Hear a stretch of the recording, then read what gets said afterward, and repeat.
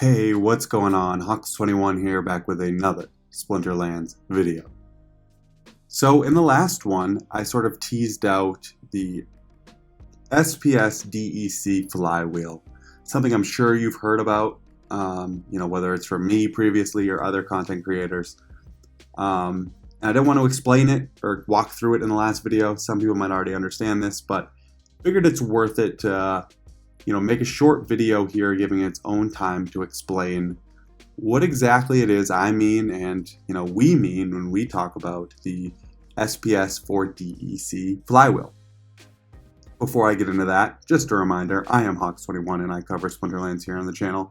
If you are new to the community, it would be awesome if you could take a second to like and subscribe. I have a lot of viewers on my videos that are currently not subscribed to the channel. So if you are one of them, it would be awesome if you could just take a second right now to hit that red button below the video. All right, thanks for doing that. I really appreciate it. Okay, so the flywheel. Let's talk about it. As you may know, DEC is a soft pegged currency, meaning 1,000 DEC is supposed to equal $1. Now, it's a soft peg. It's not always going to equal $1.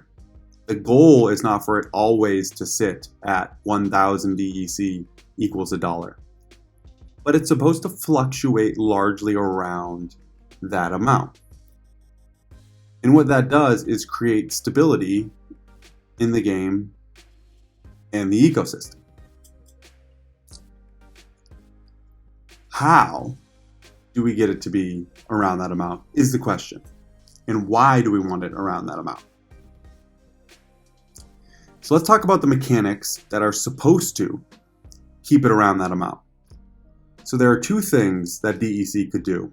It could go way below that amount, which it is right now, or it could soar above that amount, which it had done previously in the past as people were flocking into the game. Both of those things are bad. So how are the mechanics supposed to work? Basically, what's supposed to be happening right now when DEC is far below its peg? It's almost half of its peg. What the intention is, new money would flood into the game. People with USD on the sideline, whether that's current players or people who are sort of on the peripheral, would, fiat currency would come in and say, oh, whoa, I can buy up this soft pegged currency for half of its value in the game. I can then use this really large amount of DEC to upgrade my guild buildings, to buy land potions, to, buy a new set that's in DEC, whatever the DEC sync is what they mean when they say it's a product-backed stablecoin. Like right now, if you put 100 USD into the game, or whatever fiat currency, you'd be getting a ton of DEC. You wouldn't be getting $100 worth of the pegged amount of DEC. You'd be getting $100 worth of DEC at the current price. So you'd be getting much, much more DEC. Why isn't that working right now? Well, unfortunately, there's just not that much stuff to spend DEC on, right? Or at least to burn DEC, right? If I go in the marketplace and I, make a transaction with DEC, that DEC is just going from me to the next person, right? The DEC doesn't come out of the game, it just changes hands. The guild buildings, for example. So they actually did something recently that I think is going to make guilds more enticing, which I'm going to talk about in the future video with the new summoner ability that they sort of teased. But guild buildings right now are sort of the main way that people can burn DEC. If you go into your guild tab, you can see that you have to spend DEC to upgrade buildings and get better guild rewards. So adding the rewards to guilds, we're supposed to be a part of this. Now, we just don't have enough, right? That's what we sort of talked about with the DEC-B proposal in the last video and why I'm voting for it. We're supposed to have a lot of demand for DEC in the future with a bunch of sinks tied to land, and DEC-B sort of pulls that demand forward.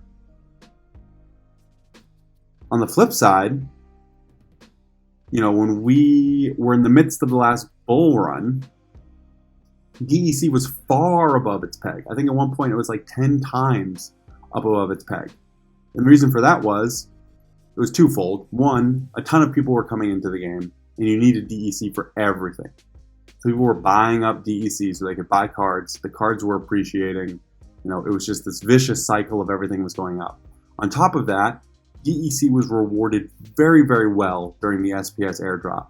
So people were just hoarding DEC in order to maximize the amount of SPS they were getting every single day. That was a mistake that has been, admitted by people involved. So how do we stop that from happening? And that's with this little button right here, which is convert SPS. As you can see, SPS burned times market price times a bit of a deflator, right? Because for DEC it's 1,000 equals DEC. So what this is effectively doing is, if DEC ever gets a certain amount above peg to make up for this deflator, it would be advantageous for you to burn SPS, right, to get DEC. So in the way I'm talking about right now, where if you brought fresh dollars into the game, you could get a ton of DEC for your buck. Here, if DEC was trading above peg, you could burn SPS and get additional DEC. Again, it has to beat this deflator. So what this effectively does is it burns SPS, which takes SPS supply out of the game, which is a tailwind for the currency. Now, why is it important that we have tailwinds for SPS? Well, that's how you're rewarded right now. So if SPS is going up, that means earnings are going up. If earnings are going up, that means more players are noticing and hopefully coming into the game. More people are playing. There's more demand for DEC to buy cards and win more SPS. If there's more demand for DEC, the price of DEC goes up. And the same thing happens here. You can burn SPS for DEC to then spend.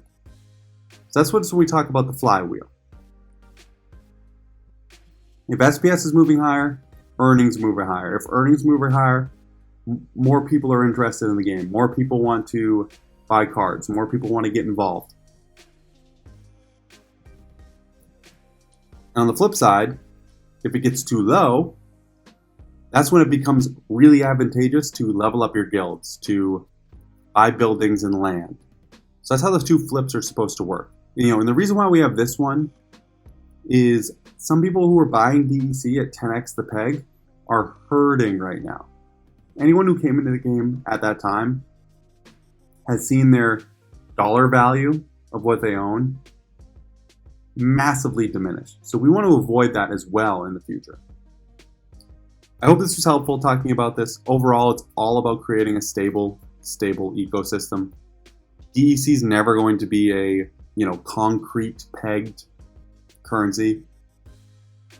That's not the goal. It's a soft peg that's supposed to just fluctuate around its peg number. And yeah, that's all I have. I hope for those who weren't aware of how it's all supposed to work, or what it means when we say SPS DEC Flywheel. That's what we mean. Basically, if it's too low, if DEC is too low, people buy DEC to spend in game. If it's too high, people burn SPS to get DEC to use in game. That decreases the supply of SPS. That makes the price of SPS go up. That makes earnings go up. Earnings go up. It's good for everyone. It's good for the game. That's what we mean. So I'm going to leave it there. Hope you guys enjoyed. Again, I am Hawks21. Don't forget to like and subscribe. I hope you guys are enjoying the game, making it through the bear market okay. I will talk to you guys soon.